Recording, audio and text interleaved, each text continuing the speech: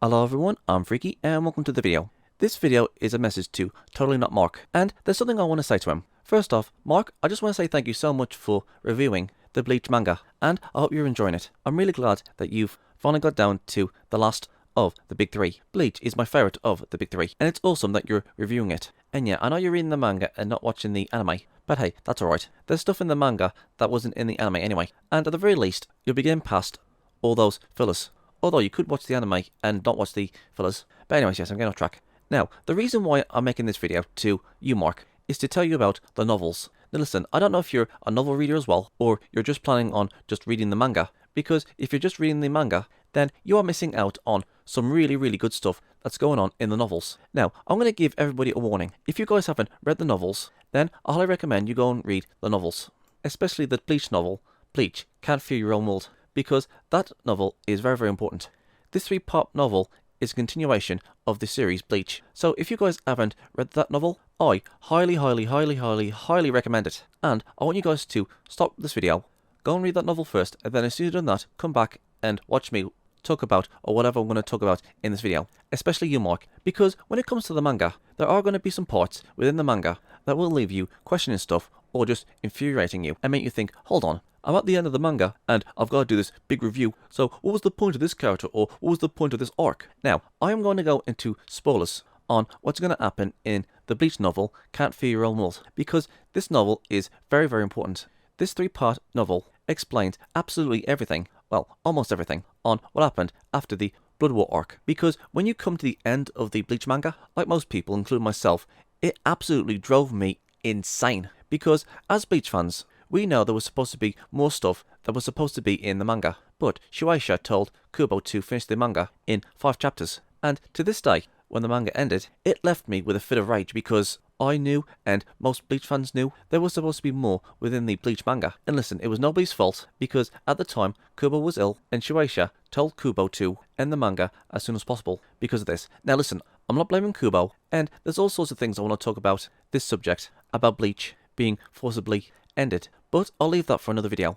The main reason why I made this video, that was solely for you, Mark, is to tell you there are more stuff in the novels and other books that continues the story of Bleach, especially Can't Fear Your Own World, because when I looked up on stuff that was in this novel, and for what I've heard from other people, and watching a game sort of novel version of it on YouTube, and when I got all this information about Fear Your Own World and what was in it, my jaw dropped. It gave us answers to what happened next, it gave us more information about a certain arc, and towards a certain character, and to who the next big bad is. And when I got all this information on what's happening in these novels, I was like, yes, this is the sort of stuff that should have been in the manga. This novel explains everything. It gives us more details, it gives us more depth to characters, it rounds up almost everything. And it isn't just Can't Fear Your Own World that has good stories. The other novels also goes into depth within the story of Bleach as well. Even the data books explains a few things within the summary after Aizen's defeat. Okay, spoilers. And yeah, this is the part of the video where I'm going to give spoilers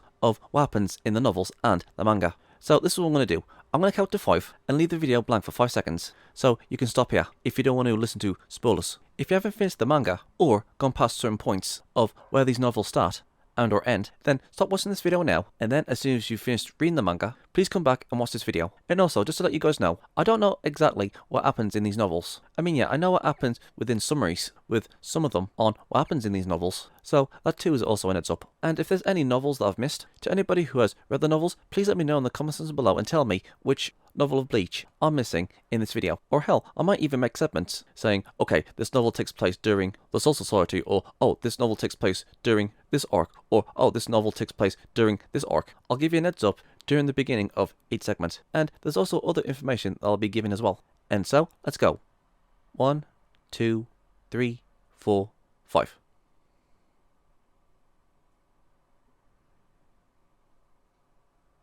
Okay, now let's go. Now, the first novel is called Bleach, Letters from the Other Side. Now, I'm not really sure what this is about, but it says that this novelization is the early chapters of Bleach. So, maybe this is just a novel version of the manga.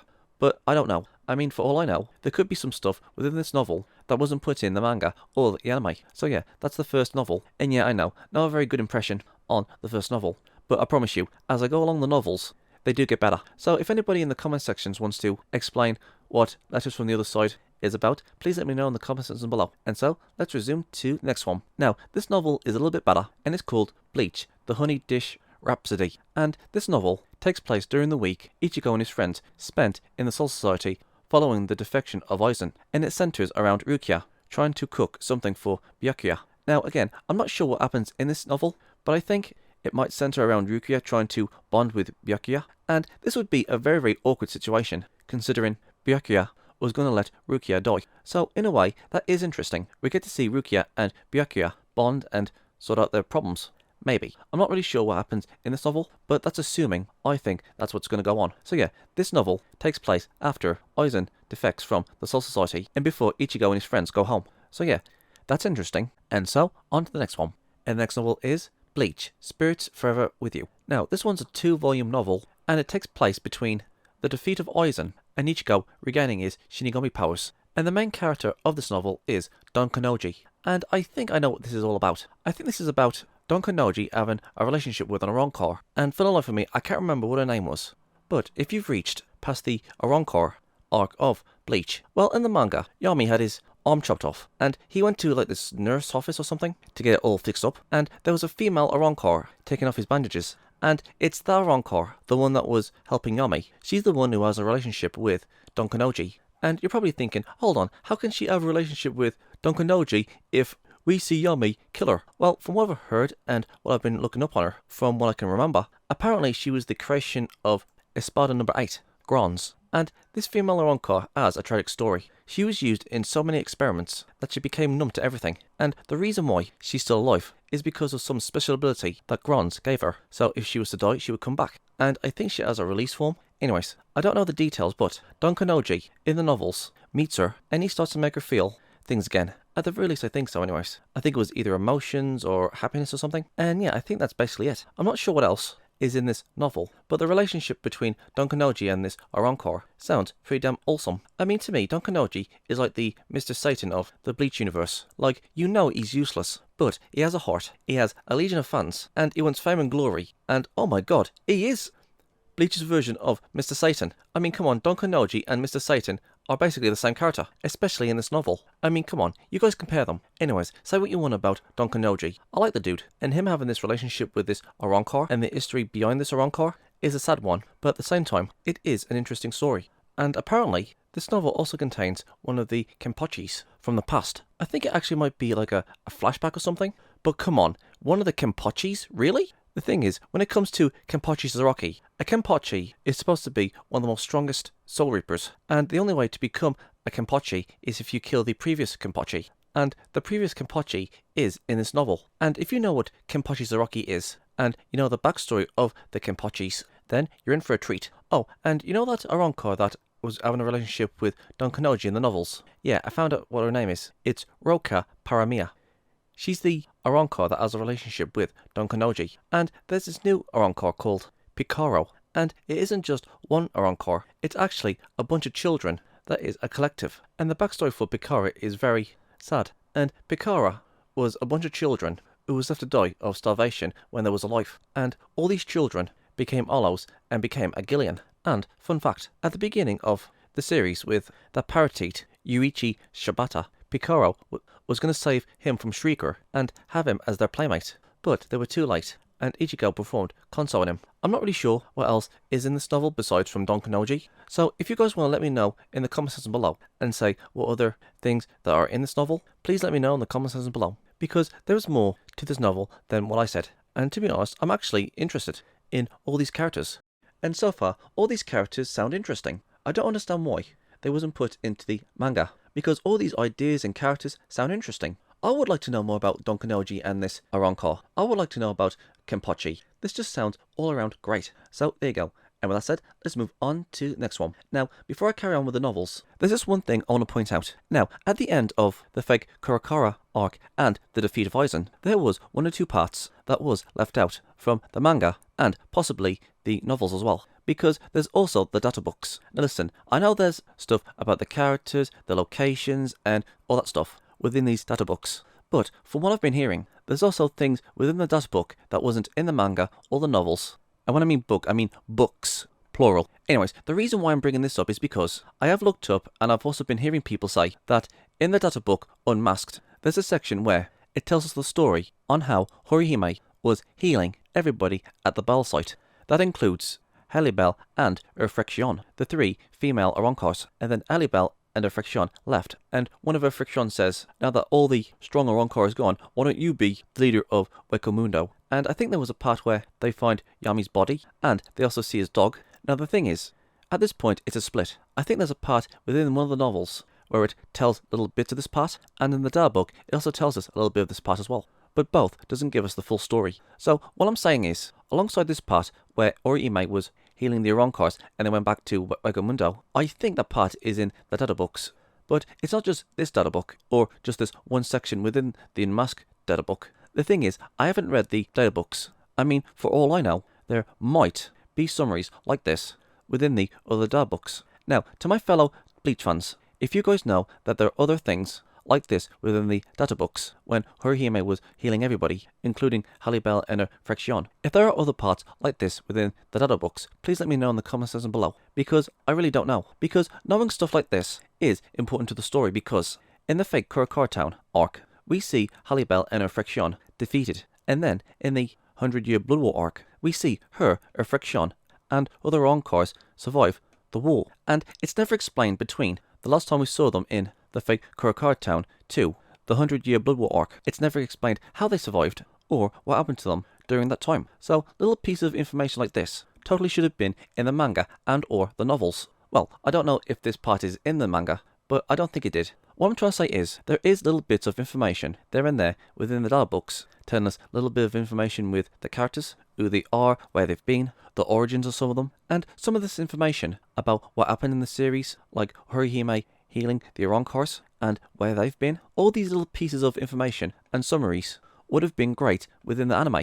I think there was an origin story for Ukiura in the data books, and you know what? That's interesting. They should get all this information within the data books and put it into the manga, the novel, or the anime. And listen, I'm not saying, oh, put every single thing that's within these data books and put them in novel, manga, and anime form. I'm just saying, take all the little pieces of information and summaries and information of what we know about the characters. Take all that information and put them in all these medias. Because if you was watching the anime like I was, and you didn't read the novels or the manga or any of the data books, and then you come up to the end of the anime, and then you go on to reading the manga, and then you find out that Halibel is still alive and she's been captured by your watch, and Reflexion is alive, you would probably be thinking, hold on, how is she alive and how is Reflexion still alive? And you know what? That little piece of information in the data books would have explained a lot, like how did they get healed, how are they still alive, you know, that sort of stuff. We went from that transaction to thinking, oh, they're probably dead in the fake Kurakar Town, but when we get to the manga with the 1000-Year Blood War arc,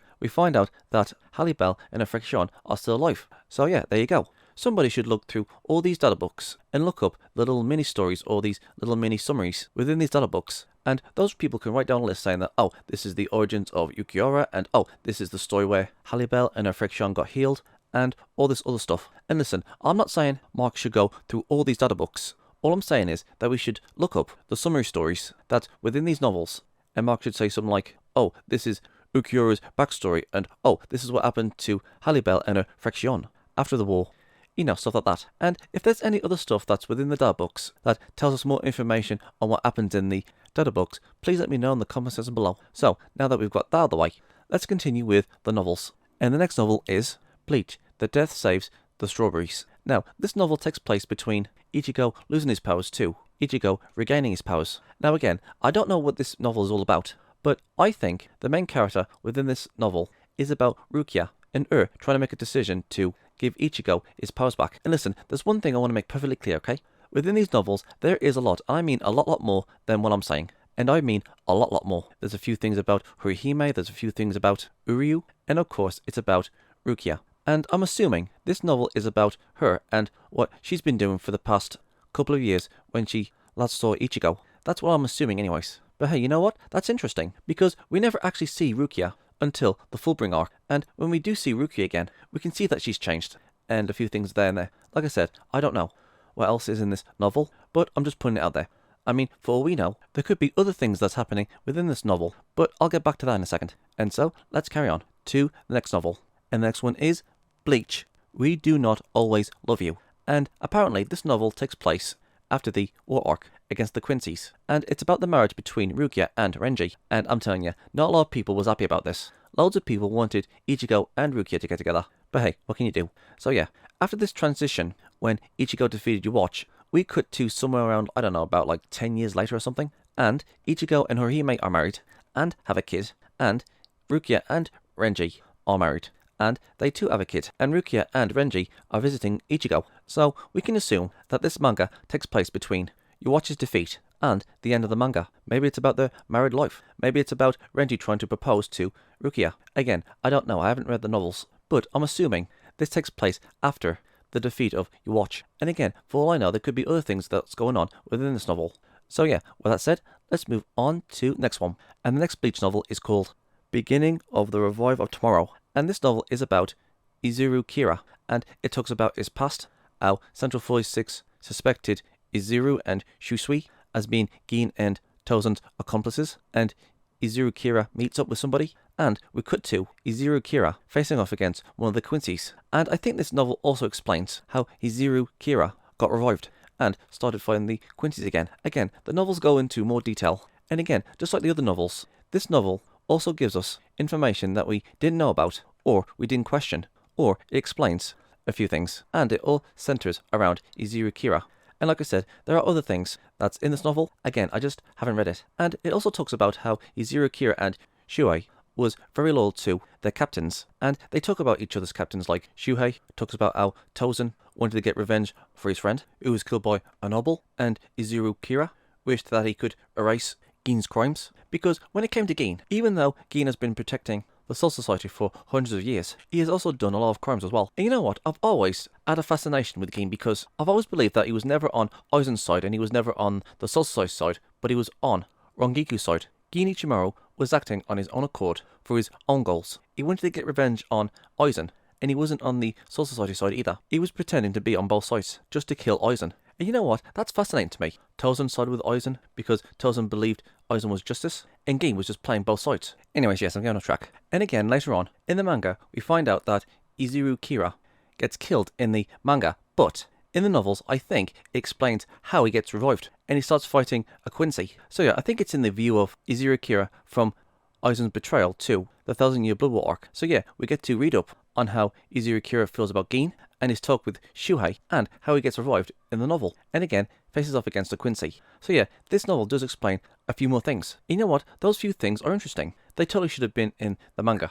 And so that said, let's move on. Now, before I move on to the next one, there's just one thing I want to let you guys know. The next novel is the sole reason as to why I made this video, because the next novel is an absolute masterpiece. Because, let me tell you guys something now, when the novel ended in 2015, I was angry because I knew this manga was forcefully ended thanks to Shueisha, and we all knew there was loads of things that wasn't explained within the manga, and we knew there was supposed to be more. We all knew it was a rushed ending. And listen, I'm not blaming Kubo, saying, oh, it's all his fault. Yes, I know, Kubo wasn't feeling well at the time, and that was the reason why Shueisha told Kubo to stop. I have my doubts, but that's a video for another day. Anyways, when the manga ended, I was disappointed, I was sad, I was angry, not at Kubo, but at Shueisha. I mean, they could have done other things, like telling Kubo to have an hiatus. Saying something like, okay Kubo, we know you're ill, so why don't you go on an hiatus for a bit, and then, once you're better, you can carry on with the manga, or you can continue the story at your own pace. But nope, they told him to finish it in 5 chapters.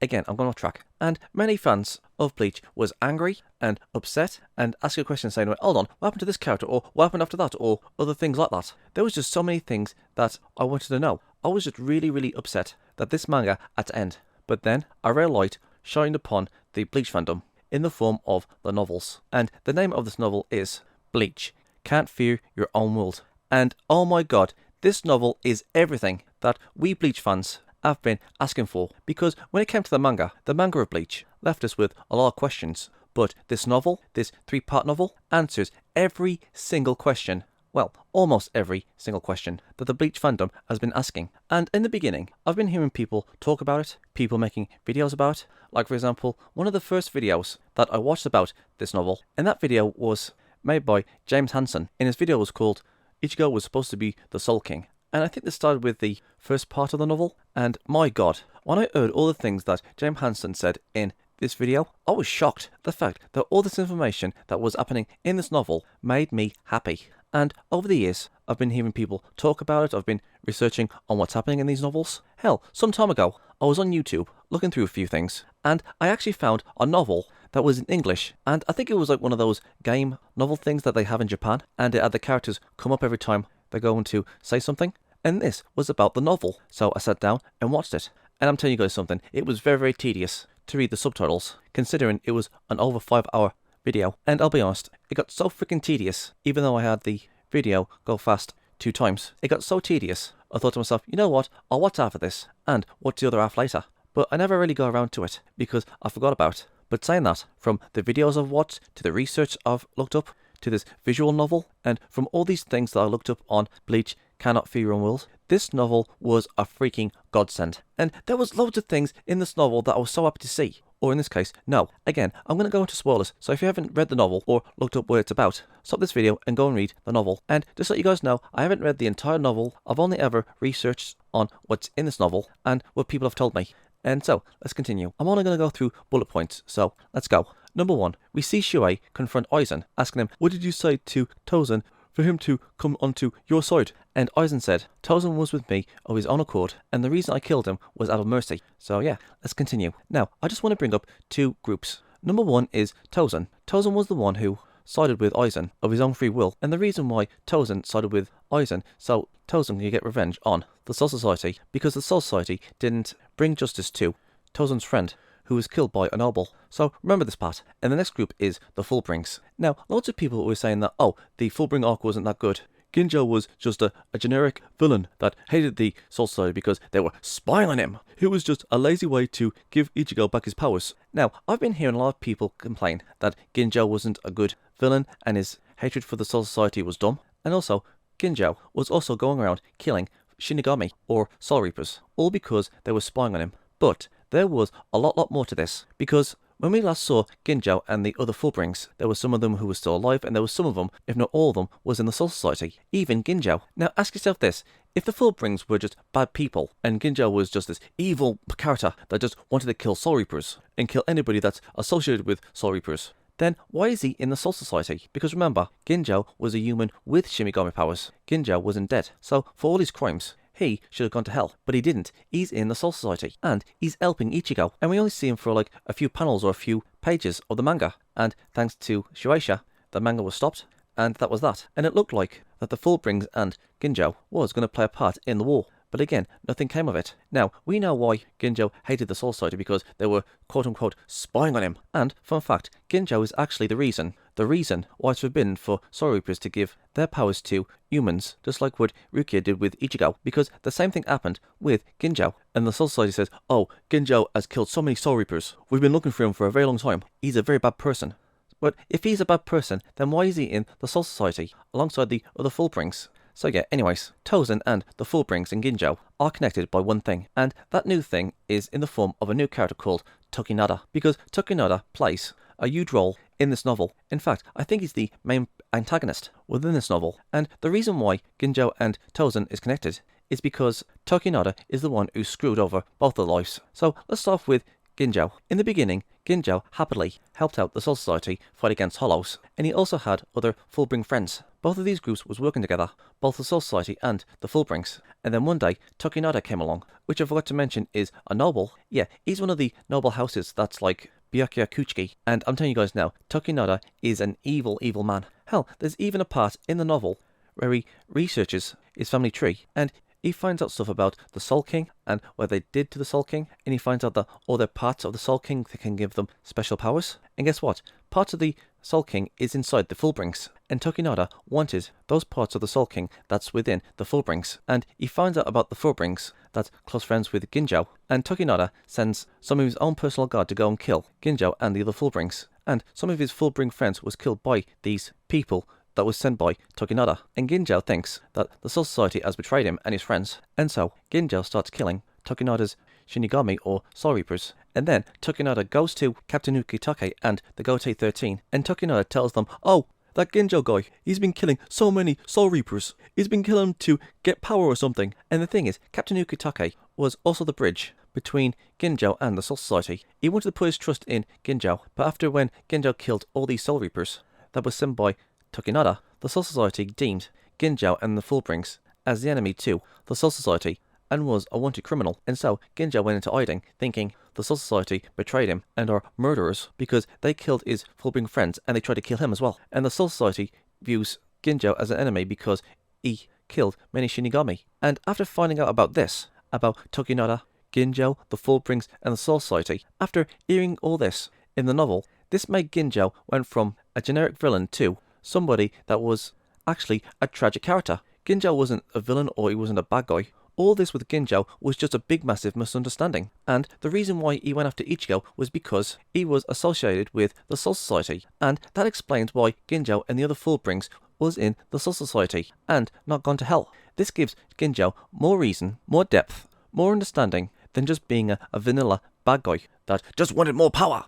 But if you think about it, I mean, did Ichigo kill an innocent man? I mean, yeah, I know Ginjo was messing with Ichigo because of his association with the Soul Society, but all this was just one big massive misunderstanding. Nobody was the bad guy. Everybody was tricked by Tokinada.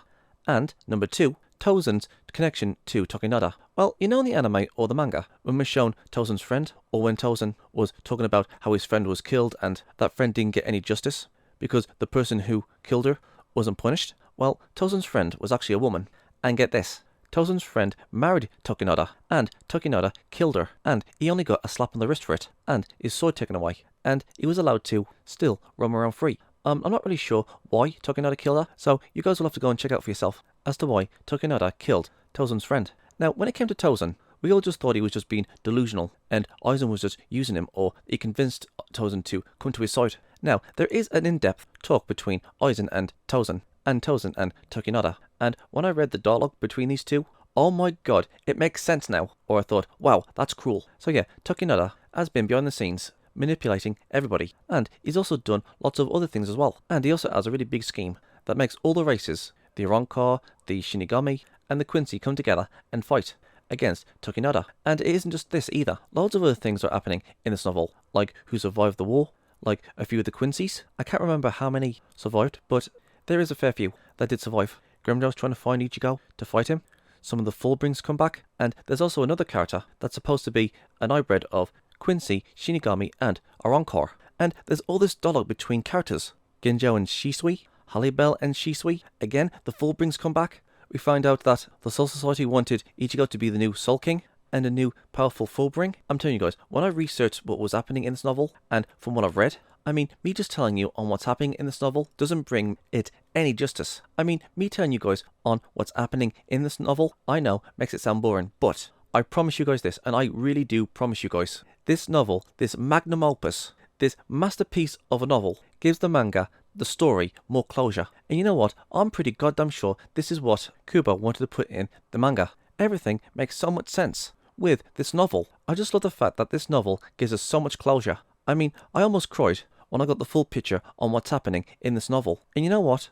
I truly, genuinely hope that this novel becomes part of the anime when it comes back in October. It is absolutely freaking brilliant. I mean, it's more than that. It gives more closure, questions answered, more depth to characters we wouldn't have thought would have talked to each other, more on the lore of the Bleach universe, and my god, that satisfying ending that Bleach deserves. This novel has everything. The closure for Tozen, the closure for Ginjo, the closure for the Fullbrings. Bleach, Can't Fear Your Own World is an absolute gem, and is the main reason why I made this video. Is for Mark to check out this novel, because once he gets to the end of the manga, he's probably going to be as pissed as us Bleach fans was when the manga was forcibly ended. But thanks to this novel, all that anger just went away, and that's why I want Totally Not Mark to read these novels. Not just Fear Your Own World, but all the novels. Because originally I was only going to ask Mark if he wants to read Can't Fear Your Own World, so he'll be able to see what happens after the manga. Because it is obvious that Can't Fear Your Own World is a sequel to the Bleach manga. And when I found out that these other novels are also part of the story of Bleach, and considering how interesting they are, I think that Totally Not Mark should look into the novels as well, especially Can't Fear Your Own World. But if he wants to just read Can't Fear Your Own World and just leave the rest of the novels, then he can do that. But if you ask me, I think this would be a great opportunity for Mark to give us his thoughts on what he thinks on all the novels, because from what I've read, all of them are interesting. And there's one more thing I want to say before I go. I've been hearing people say that the anime is going to be having some extra stuff added to it. Now, I'm not sure what this added stuff is, and considering that they're going to be following the manga, I'm going to assume that Kubo has said, okay, considering that I had to finish the manga in 5 chapters, there is some extra stuff that I want to add in this anime. And this extra stuff is something I was going to put in the manga, but I never had the chance to do it. So basically, we're going to be having our very first anime canon. So Mark, even though you're reading the manga, and hopefully you'll be reading the novels, there's also going to be anime exclusive stuff that Kubo has said, okay, I want this stuff to be added into the anime. So this might be the stuff that wasn't added into the manga. And so, there you go. That's another thing you could also review. And no, it's not anime filler, but it's going to be anime canon. I just wanted to make that perfectly clear. And so, there you go. I know this video has gone on too long, and that's why I'm ending it here. So, what do you guys think? Am I right? Am I wrong? Have you guys read the novels? Because if you haven't, I highly recommend them. Especially Can't Feel Your Own World. Which novel is your favourite? Would you like Totally Not Mark to read these novels? Please let me know in the comment section below, and let's get a discussion going. I'm Freaky. Peace out. And please don't forget to check out my other social medias. Please go and check out my alternative video platforms, Rumble, Odyssey, BitChute, Twitch, and please come and hang out on my Discord server. We can play games, have a movie night or a series night, or you can watch me play a few games. And if you guys have any suggestions of any videos you want me to react to, or any video ideas in general, you can tell me on my Discord. I'm also on Twitter, Gab, Getter, and Paula. I'm on Locals, Tumblr, Minds, and if you guys want to support me, please go and check out my Subscribe Star. It's like Patreon, but better. All these things are in the description box below, so please go and check them out and subscribe to them. I'm Geek Freak. Peace out.